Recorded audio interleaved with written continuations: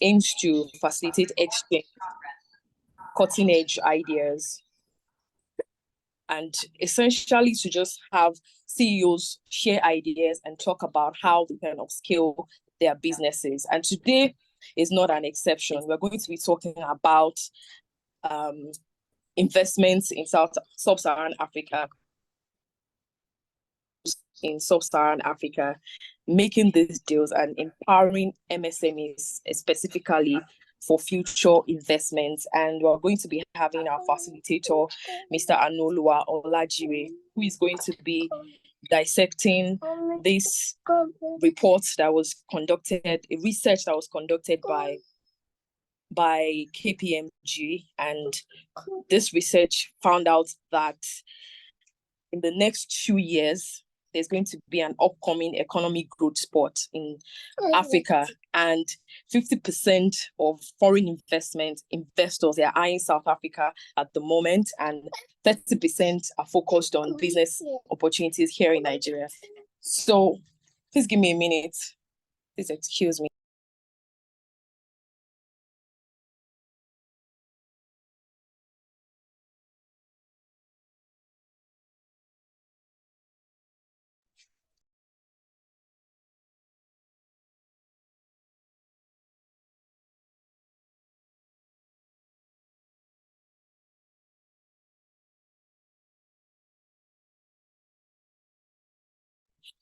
All right, I beg your pardon. I had to attend to something. So I was saying that in the next 2 years, the research that was conducted by KPMG found out that there's going to be a 50% growth in terms of foreign investment targeted at South Africa, which is a part of Sub-Saharan Africa, and 30% is focused in Nigeria, business opportunities here in Nigeria.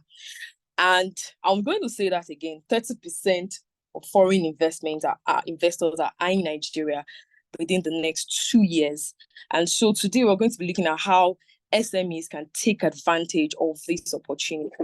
And we're going to be having our facilitator, Mr. Anuolawa Olajide, who is going to help us, make sense of the report that was conducted and talk about the opportunities and benefits for SMEs in Nigeria. We currently have about 37 million, according to the Ministry of Trade and Investment, Federal Ministry of Trade and Investment. There are about 37 million SMEs across Nigeria, and that is huge. So how can these SMEs benefit from this projection that has been found out by KPMG? So without further ado, I'm going to just read the profile of the facilitator, and he's going to dive into these findings and talk about how we as SMEs can take advantage of it.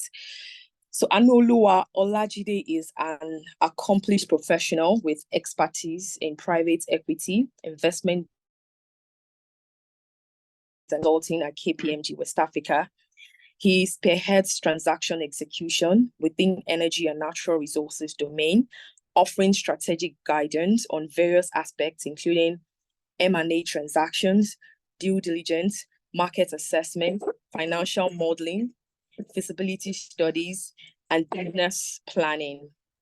Outside of his role at KPMG, his achievements include managing an equity portfolio exceeding $240 million, investing over $27 million in startup ventures across diverse Nigerian industries, and advising on transactions spanning multiple sectors. He earned his master's and bachelor's degrees in economics from the University of Lagos and holds a certificate in ESG investing from CFA Institute. Apart from his professional endeavors, Anuolawa is deeply committed to environmental causes, hunger eradication, and supporting the rehabilitation of substance abusers. He dedicates his time to volunteering and providing financial support to events and initiatives that promote these important causes. Ladies and gentlemen, can you please, with a resounding round of applause, help me to welcome Mr. Anuolawa Olajide. Please drop the clap in the emoji. Drop as many as possible so that I'll know that it's resounding. Thank you. Mr. Anuolawa, please, you have the floor. Thank you, Steve. Thank you for the introduction. Can you hear me? Yes, we can hear you. Yeah, thank you so much for the introduction. I think it's probably elaborate, and well, we thank God for where we are. So good evening, everyone, and welcome to this podcast session. So effectively, we just want to talk about doing deals in West Africa, so specifically Sub-Saharan Africa. Some of our findings based on the survey that we conducted, right, and then trying can position themselves to take advantage of the outlook that these respondents right give with respect to doing deals in sub-Saharan Africa. Right. So I'll just give an overview of the report directly, and then the major highlights from the report, and thereafter we can dive into some of the questions that we believe are burning topics for you that you like to get an insight on. So I'll start with this, right? We noted this that sub-Saharan Africa, right, continues to represent a significant opportunity for investors. That one is given either domestic investors or international investors, right? This region, right, has demographic advantage, right, that creates significant headrooms for economic development, right? And these are some of the factors that we believe will continue to spur economic growth over the next coming years or even a decade to come, right? So, effectively, investors that want to take a position in either an established business or a startup cannot take a short-term view, right? They have to take a medium to long-term view for them to reap positive reward, right? So we've seen series of investors come in, take a position, and within 2 3 years they want to exit the business and make significant return. Most investors that have tried that approach, they've really not achieved much. So effectively, for an investor to achieve much and gain value from investing in SSA, our finding was that they invested in these companies. So, but if we take the global trend, we've seen how the impact of COVID-19, how rising interest rates in the global space has impacted the economic fundamentals of Africa, right? Specifically, tighter monetary policies and interest rate increase in developed economies, especially in the US, has had a major impact with respect to capital flow to Africa and to SSA. And this, of course, also create a massive currency devaluation and depreciation that we've experienced. And a typical example is Nigeria, where we've seen gradual and significant devaluation of the currency. And this is peculiar to virtually all the African countries. We all experience similar problem, right? And then because you have most of this country also have dollar denominated debt or euro denominated debt, and then devaluation of currency means that it becomes more expensive to service those debt obligations. And at the end of the day, we witnessed, for example, a Ghana that defaulted on their sovereign debt. And of course, when you default on your sovereign debt, it creates additional burden in terms of the ability of the country to borrow additional funds. It also creates a ripple effect in terms of the other African countries with respect to their ability to also access capital. Because since one entity or one country has already defaulted, the chances that the other countries in Africa will also default is quite high. So the risk premium that these financiers will be demanding becomes relatively high, right? So these are some of the things that we saw in our survey that happened and then created a ripple effect. So approximately half of the countries in sub-Saharan Africa are grappling with double digits impacted household purchasing power. For instance, currently in Nigeria, inflation rate is around 27-28%. This effectively eroded the purchasing power of the consumer. We've always emphasized the fact that we have a rising population, we have huge population which are consumer based, right? However, what's the purchasing power of these consumers? And at the same time, if you try to tame down inflation by raising the interest rates, it further compounds the problem. So these are some of the problems that we've seen that have impacted deals making in Africa, as a whole. Now, in that survey that we conducted, another thing that we observed was that one of the major industry that attracted natural resource sector.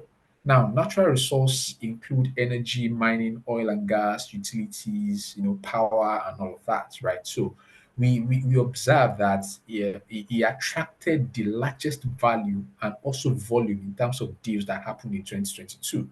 In terms of deal count, we noted 64 deals that happened within that space, right? And in terms of value, these 64 deals accounted for around $7.8 billion in terms of deal value. That's significant compared to the kind of values we had during the COVID period. It was relatively flat during that period. So the point is we highlighted the fact that there were a lot of interest in the natural resource space, and that's not the only interest. We also saw the advent of the fintechs, also the a lot of players came up through the tech space as well. We saw interest in that space as well, but the major part that actually drove that received a lot of attention was the natural resource. The fact that some investors prefer that's against just investing in the tech business. Why some investors, of course, prefer tech-related investments. However, the bulk of this investment went into the natural resource space. So in our survey, we also observed that international investors highlighted the availability of physical assets and natural resource as the most frequently cited driver for the investment in SSA, right? That's Sub-Saharan Africa. Also, these respondents, right, which comprise both local and international investors, they also highlighted that macroeconomic and currency volatility was the single biggest challenge that they faced when making deals or when they did their deals in sub-Saharan Africa. And all these things I've been saying with respect to currency devaluation, debt default, and all of that, all this highlights the fact that sub-Saharan Africa experienced a significant macroeconomic challenge over that same period. And these were some of the problems that this international and local investor experienced. Now, international investors or foreign investors come in, they invest dollars. They need to exit and take dollars out of the country to repatriate to their home country, but they are unable to do that because, number one, there's capital control in place, and we saw that play out in Nigeria. Capital control, you cannot take your money out. If you have to take your money out, you have to go and source for dollar at the black market, which is relatively expensive. And if you try that, you are exiting at a major loss, right? So effectively, we now had a lot of foreign capital that were trapped in our economy, and they were unable to exit. So this created problem for additional investment to come into the country because I, as an investor, I have existing investment that I've exited or I've been trying to exit, but because I cannot take my money out, I would definitely not want to bring additional funds into that market. So these were some of the issues and the challenges that investors faced, and they highlighted that in that survey. They also said that they would ensure proper linkage between due diligence and integration in their next deals in sub-Saharan Africa. Now, due diligence are the kind of activities and findings that they do before they go into a deal, right? Trying to determine the kind of financials or the performance of the business in terms of also tax obligation that the business has before they invest in it. So effectively, what they are saying is that they would like to ensure proper linkage between due diligence and integration in their next deals because they could see linkage between them. Right. So to drive values, right? To create value, because when you want to do a deal is because you see an opportunity to create value. However, to drive those value that these deal makers have, then deal makers and investors must set clear strategies for integrating across the key levels that creates or that can create that value that they envisaged before they did the deal. And some of these key levels were internal communication, clear internal communication between the new investors or different companies that are coming together to form a merged entity or to form a new entity. There should be a clear communication lines, internally. Also, there has to be some form of unified and clearly articulated corporate culture. When a new investor comes into a new business, right, there is always a culture difference. So there has to be a synergy, there has to be an harmonization of those culture, and it has to be a top-down thing. So these were some of the issues that were highlighted by these deal makers, and they highlighted the fact that in their next deals, these are some of the things that they will do right. Right. Also, there has to be a robust organization-wide governance practice.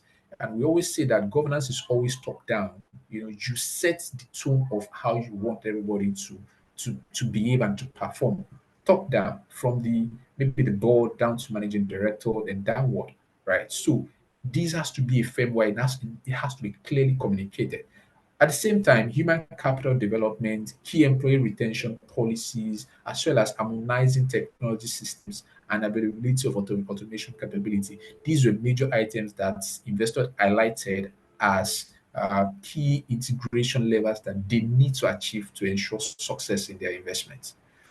However, it is also important to work alongside local advisors, because local advisors have understanding of the local markets, right? They know the peculiarity of each market. So, as an international investor, just coming into a particular market, you may have a high level knowledge, but you don't have the nitty gritty. You don't have the knowledge at the base. So here, partnering with a local advisor like a KPMG, for instance, where we have the understanding of the market, we know the nuances of the market. Then that creates additional level of value to those investors. It creates additional level of comfort with respect to the output they get and the confidence that they can have in the integrity of the output and content that they receive from those advisors. Right. So effectively, these were some of the major findings that we had, or that we observed from that survey. Now, what's the outlook for doing this in SSA? Just like Titi was mentioning, some international investors indicated that they were going to do more deals in Africa. But before I go into that, right, the respondent largely indicated optimism, right, with respect to doing deals in Africa. The 68% of them specifically, said that they expect deal activity to increase in the next 2 years. 68% of the respondents, both local and international investors. So this means that in the next 2-3 years, we are going to see more activity, more deals being concluded, or more deals being initiated. Right. So also, 31% of these respondents think that there is going to be a significant increase in the number of deals that is going to happen within the next 2 to 3 years. Just like I said earlier, 68% said that there's going to be an increase in deals, whereas 31% are saying that there's going to be a major increase in deals. So effectively, this is telling us that there is interest, there is that drive to do deals in Africa because they see the opportunity to do deals in Africa. Right. So now, going to the international investors are expected to return to this market, even though there are macroeconomic challenges that makes it hard for them to exit, and some of them they are unable to generate the kind of risk-adjusted returns that they want to generate. However, the potential is there. The outlook is positive, and we expect this international investor to return into the market in bigger form. Specifically, 68% of them indicated that they had positive experience in the last set of deals that they concluded in Africa, right? Whereas 48% and 20% of the respondents also said that they slightly or significantly will come back and do deals in Africa or in the region. So effectively, 48% are saying they are going to do more deals in Africa, while 20% of these international investors say they are definitely going to do significant volume of deals in sub-Saharan Africa. So this also shows how these international investors perceive deals making opportunities in SSA.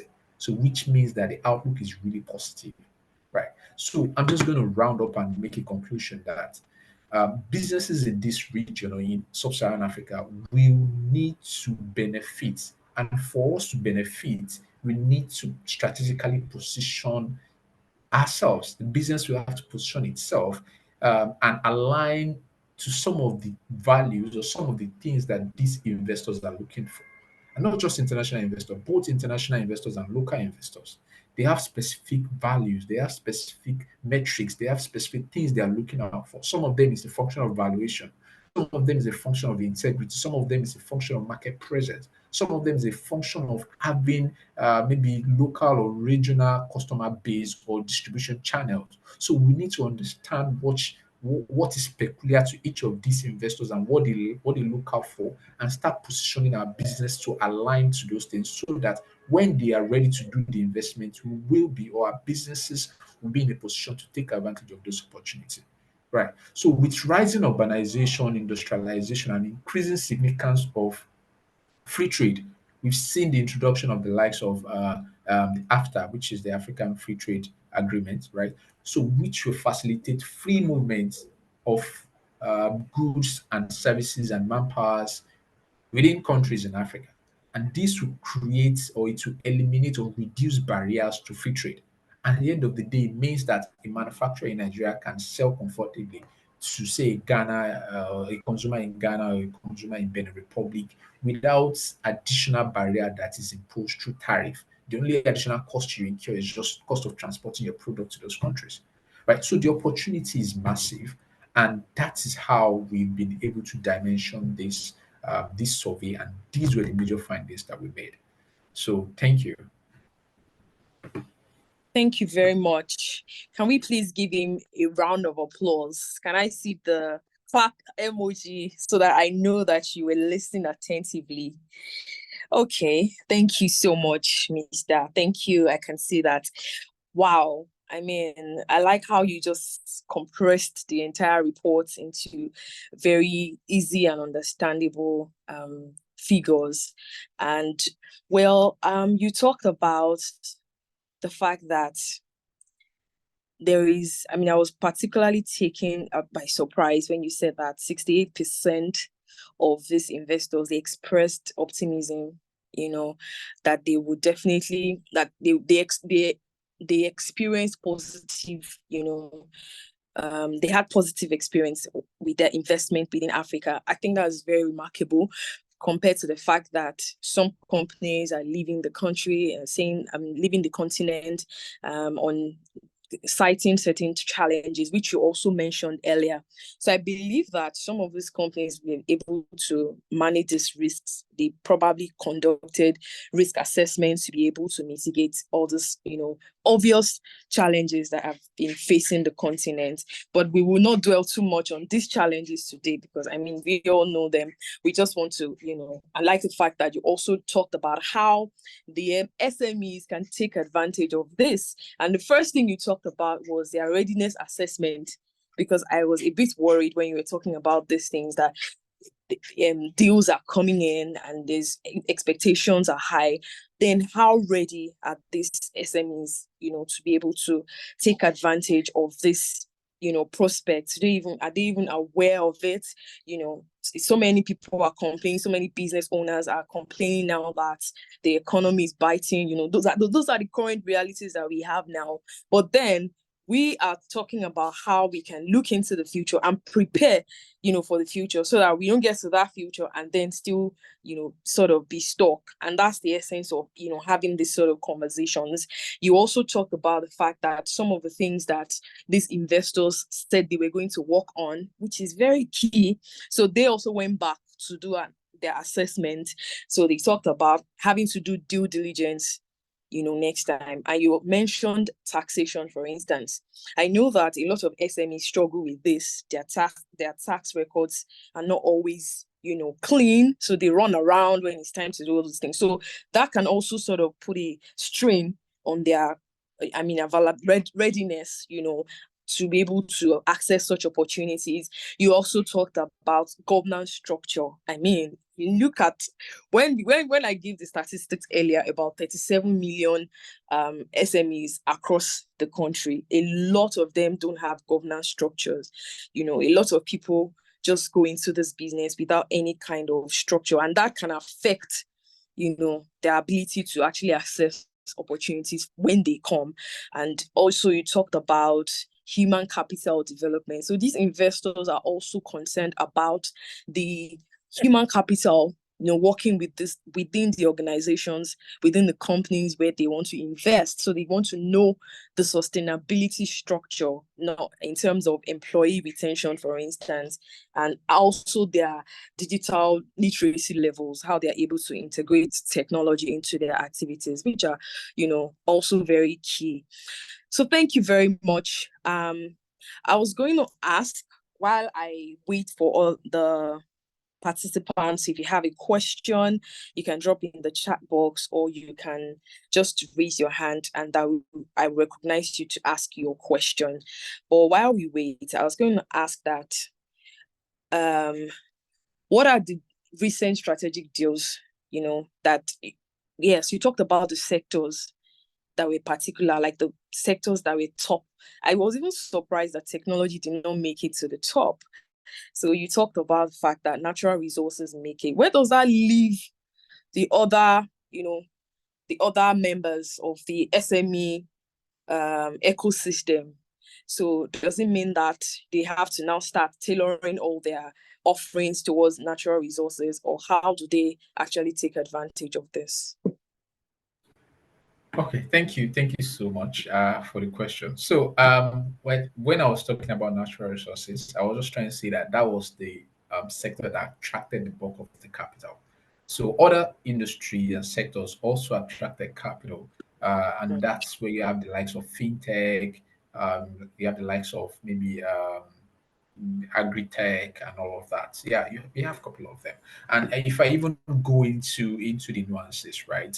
Around 77 and 71% of international local investors say that they will do deals in sub-Saharan Africa, right, in the next 2 years. And one of the major industries that they highlighted that they were going to do deals, number one, oil and gas, consumer goods, mining, fintech, industrial and chemical, technology, renewable energies, pharma and biotechs, banks, telecommunications, and agri, right? So effectively, SMEs can operate in any of this value chain. Agri, we have so many SMEs there. Telecommunications, we have SMEs there. Banks, we have fintechs that are more or less embedded within banks that are offering financial services. Pharma and biotechs, we have SMEs there. So it's a function of then positioning yourself or you positioning your business so that you can tap into those opportunities. So that's just it. But there's interest in so many industries and sectors within the economy. Okay, thank you. So you've talked about some of these policies that have enabled this intercontinental trade, like the Africa Free Trade Agreement. What are some of other policies that you think have strengthened, or how has this policy really strengthened, trade and investment in the sub-Saharan African continent? And how do you think government can actually really throw their weight behind, these things? Because we know that sometimes when policies are made like that, they're just fluid. Interpretation is just there. It's just free for all. So how can these investors and even the potential the potential SMEs, how can they situate themselves within those policies? Okay. With respect to policies and regulations, the reality of the market is the policies are what they are currently. And one of the light at the end of the tunnel that we've seen in recent times was this African free trade agreement, right? This AFTA agreement that has been implemented. And this, of course, what it aims to achieve is to eliminate some form of barriers in terms of tariffs, right? And then makes it easy for one to transport or to sell their product in a member country. Not all the countries in Africa have signed up to it, right? I think around 44 countries have signed out of 54 countries. So effectively, within over time, I think we're probably going to get the whole of Africa to sign off on it. So apart from just after, one of the other values that we also need to have, and I think we've been seeing some improved activities around it, is also to put some policies in place around access to financing, right? We've seen,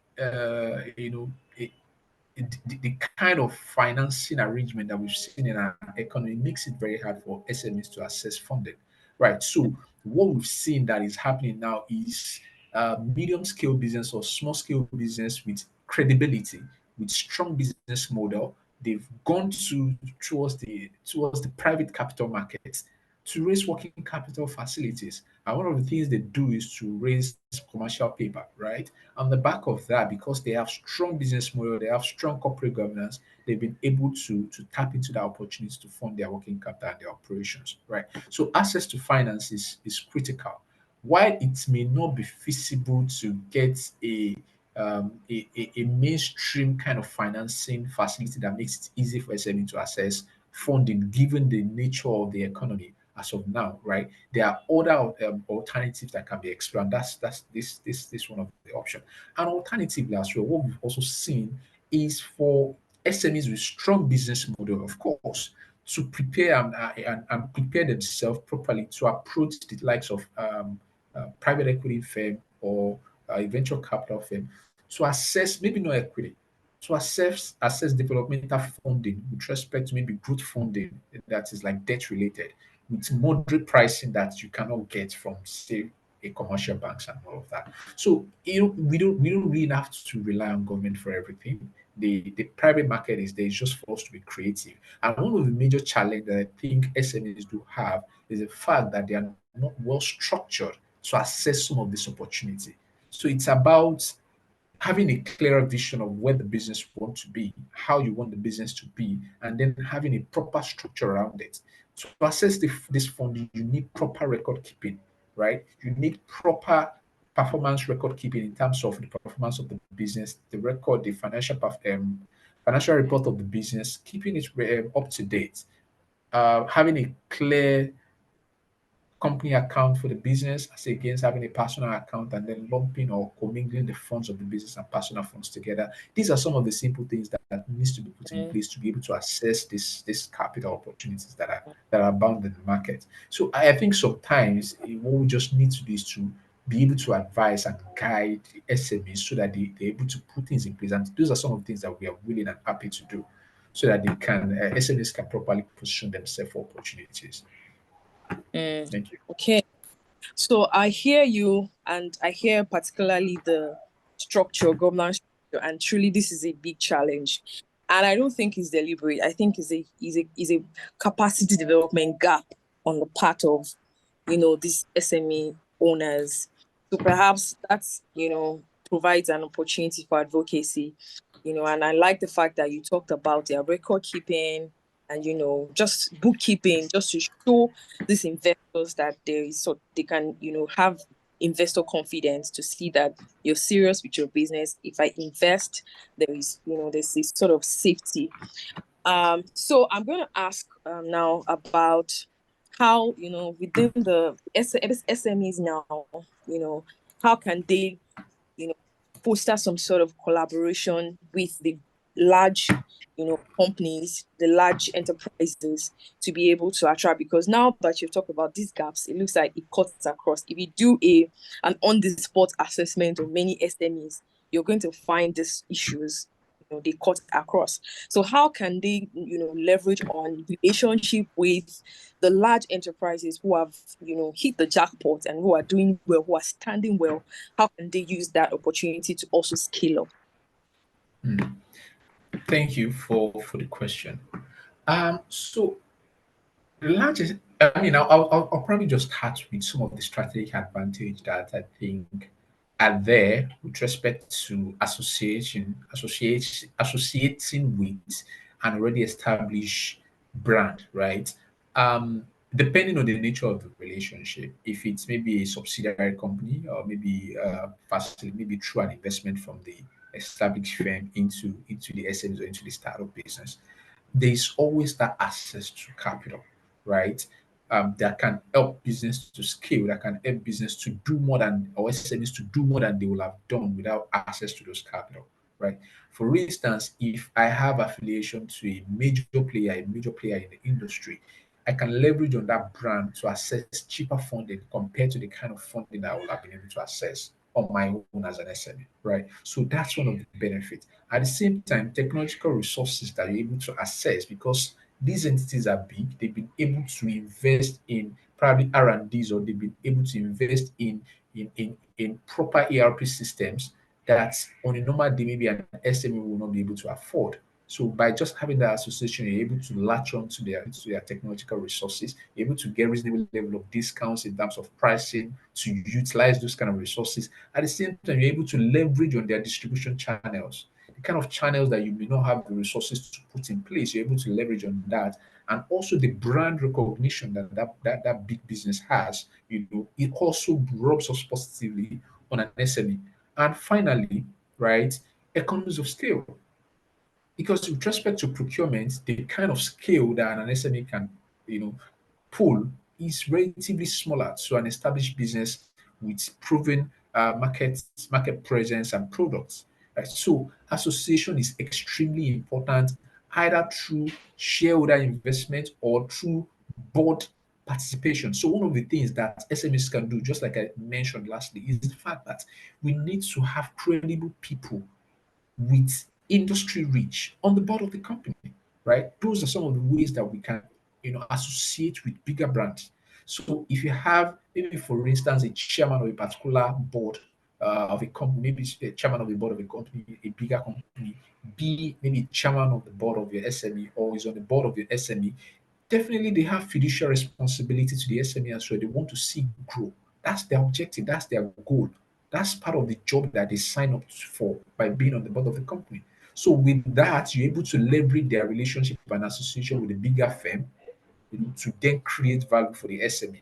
So, another thing that we also observe with SMEs always want to own it all, right? So we need to move away from that orientation and be willing to accept investment from individuals with access, or organizations that have the access that can help the organization, that can help the SMEs to scale.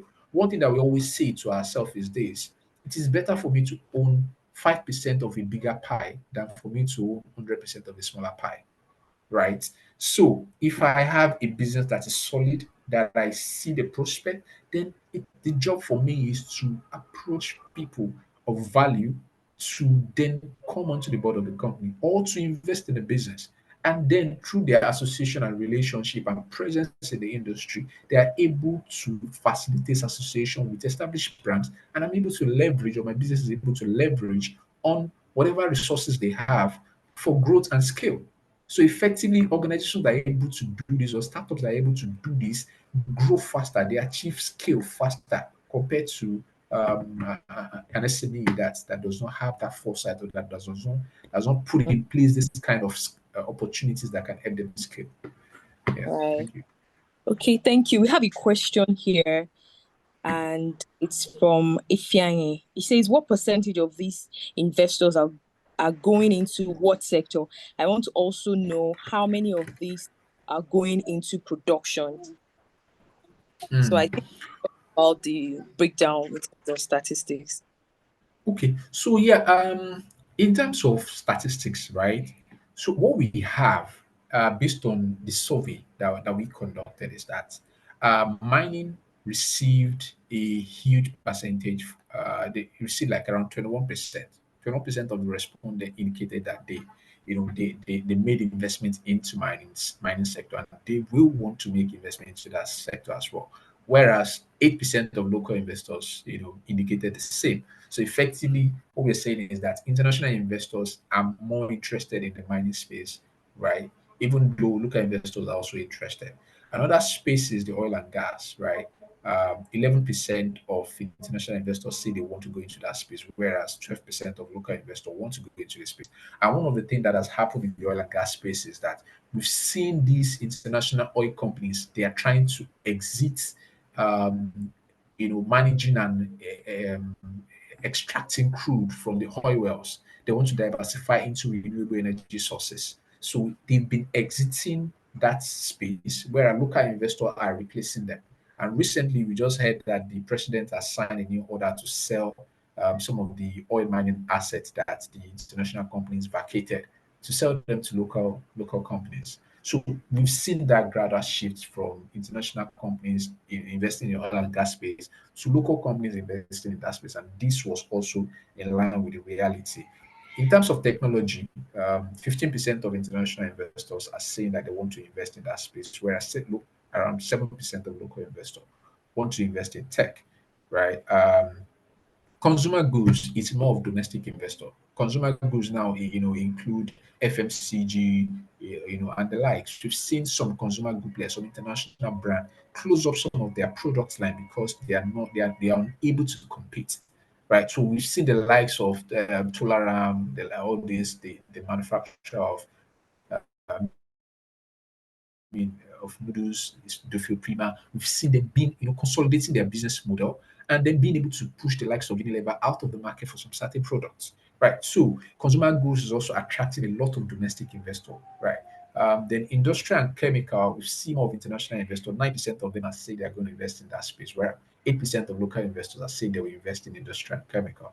While for pharma, it's roughly equal. 4% of local and international investors are saying that they have interest in the pharmaceutical space. Another space is insurance. We have fintech, we have business services, we have agriculture. Agriculture is 3% international investors and 5% domestic investor. Agriculture is not easy. It's relatively challenging to do a successful agricultural business. You need capital, right? So, and we've seen more of local players, more of local investors go into that space, right? We have a couple of major farms, that are either producing poultry product or actual, commodity product, and we've seen activities in that space. So, local investors are showing more interest into the agri space compared to international investors. Whereas when we go to transport and logistics, it's more of international investors. 4% of investors are saying international investors want to invest there, while 3% of local investors want to invest there. A typical example would be the Lagos State Blue Line Rail that was just launched not too long ago, right? The financing was primarily China, right? So because you require huge capital to make things happen in the transport space, so the bulk of the activity that is going there is being funded by these international investors. Now, when we talk about renewable energy as well, the same trend. International investors are driving. We've seen push for renewable energy stemming largely from the United States, and everybody's catching the fever. So, 5% of international investors say they want to invest in renewable energy, while only 1% of local investors want to invest there. It requires huge capital as well to either import the solar panels or to even have an assembly plant in the local market to assemble maybe CKD, relatively expensive. So the more expensive it is, the more the international investors that want to do investments in those places, except oil and gas, where they are exiting and the local players are taking over. Right. Another place is retail and e-commerce. It's primarily local players that want to play there. Then the construction and infrastructure space is distributed evenly between local and international investors. And with respect to banking industry, it's primarily local guys, right? For you to own a bank here in Nigeria, you have to be a local player. Even if you're going to come in as an institutional or as an international investor, you need to partner with a local player for you to be able to access banking license in Nigeria or in Sub-Saharan Africa. So these are some of the things that we find out. These were some of the industries that investors, indicated interest in. Some of them that I mentioned: media, utilities and power, leisure and hospitality, real estate, pension, asset management. All these industries and this kind of statistics. That's what this respondent indicated. In the survey that we conducted. Thank you. Thank you. Thank you so much. Please help us to drop the link in the chat box so that In the chat box. Okay. So I was going to ask back, I will drop the link. Now that you have conducted this research and done these findings, what are you going to do with it in terms of maybe awareness, to call the critical stakeholders together? What are the next steps? Or what is the next step to ensure that these people actually get, the meat of it, and there's actually a manifestation of all these things within the Sub-Saharan African continent? Okay, so for us, one of the things that we've been doing is to engage, right? And I think one of the reasons for this kind of dialogue as well is to create some form of engagement, we've actually been speaking via multiple platforms, the public, and to sensitize business owners, understand are looking for or are looking at for them to do deals. Doing some of those things so that opportunities. Now, one of the things that we're also doing is we are not just sleeping on our laurels. We're preparing to launch the 2023-2024 edition of doing deals in Sub-Saharan Africa, right? So we want to launch the next edition so that we are in line and we keep in line with what is happening real times in the market. So if the considerations of these investors change from what we had in the prior period, maybe because of macroeconomic factors that has happened that was not captured in the prior period, in our next these potential businesses that okay, this realities of the market. These are some of the things that you need to do. So in terms of speaking engagement, we've been doing that a lot, and we intend to do more of that and to enlighten organizations and startup business and businesses generally so that they can properly structure their business. Come calling, they are ready to take. They're not ready and they're not caught unaware. So that's where we are. And that's what we're doing. Thank you. Amazing stuff. So I don't know if we have anyone who wants to make a comment or a question from the audience. You can please signify so that you can be identified. But you have, so far we've been able to establish the fact, look at some of the challenges that the investors, foreign investment ecosystem within Sub-Saharan Africa have been addressed and how they have been addressed, and also looking forward to the future, the projection, which this report has highlighted. And you talk about key things that I think are very important for SMEs to begin to take cognizance of in terms of their governance structure, which is key, and their readiness, which is also part of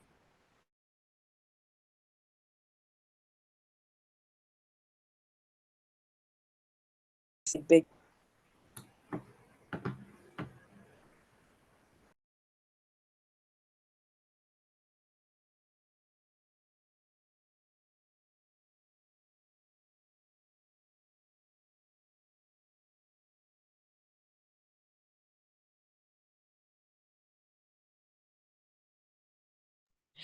Please pardon me.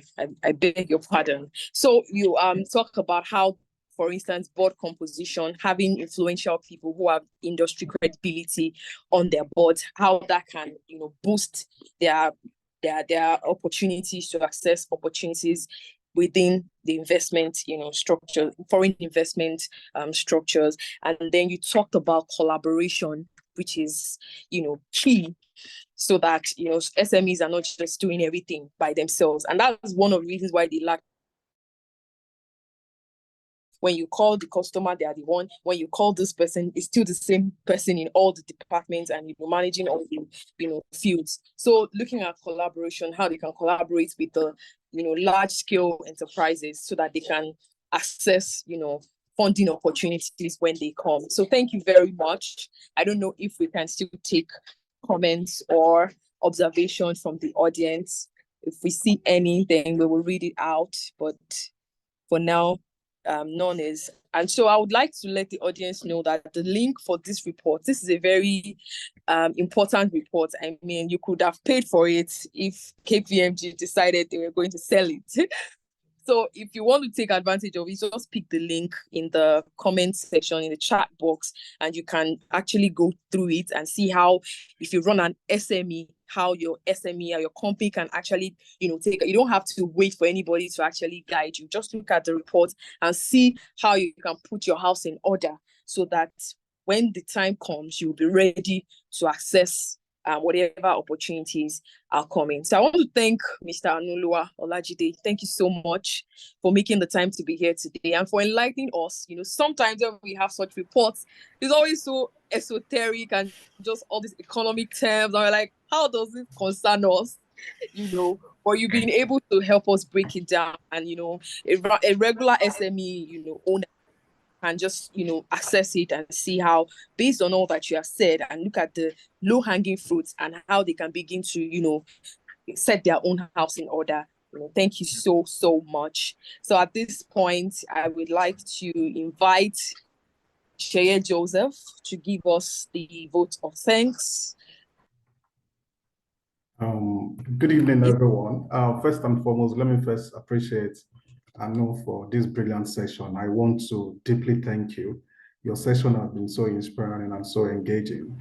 The first time I saw this report, I was very happy and I read it. I think I read it in one day. And after the first time that I read it, I've read it about 2-3 times so that I can get the deep knowledge of what is inside that report. And to be candid, you guys really did something fantastic. The reason why I was asking you the other time, what it takes to do such reports is just to know what it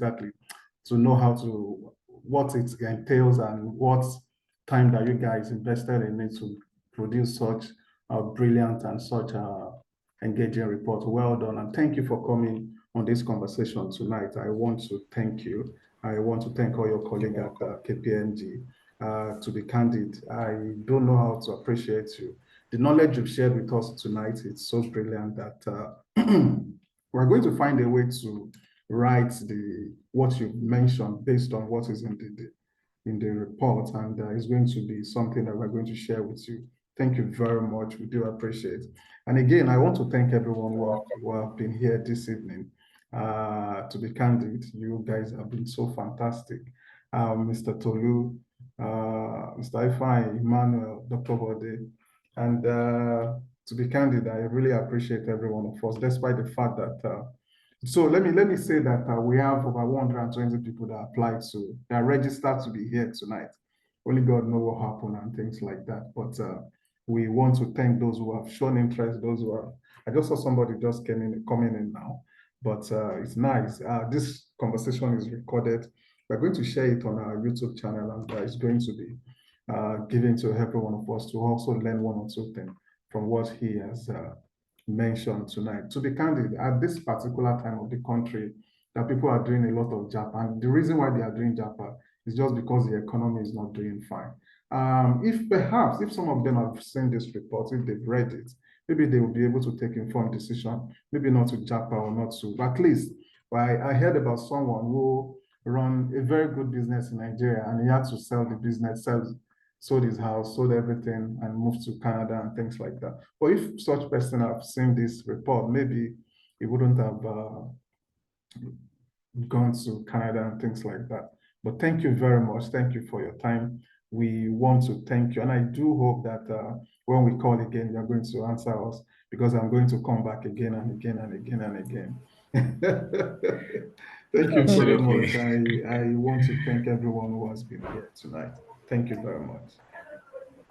Yeah. Thank you. I do want to say do have a lovely night. Yeah. Thank you. Thank you. All right. Bye. Yeah. Thank you. Bye, everyone. Thank you. Thank you, Titi. Brought to you EnterpriseCEO Media Company. This is EnterpriseCEO Xchange. And so, just like Sheye said, when next we call, please make sure to join in, because you can see there's so much value for this conversation. So do have a lovely weekend, and bye, everyone. Before we go, please, let me also appreciate Titi, who has run the conversation tonight. I want to thank you. Titi was also here, the last one that we had. She was also part of the first one that we first held, but there was a technical hitch on that particular day. She could not host the event, but the one we had last, this one, she's been so consistent. And thank you very much, Titi, for your time. Thank you. It's my pleasure. Yeah. Thank you. Thank you. Yep. All right. Thank you.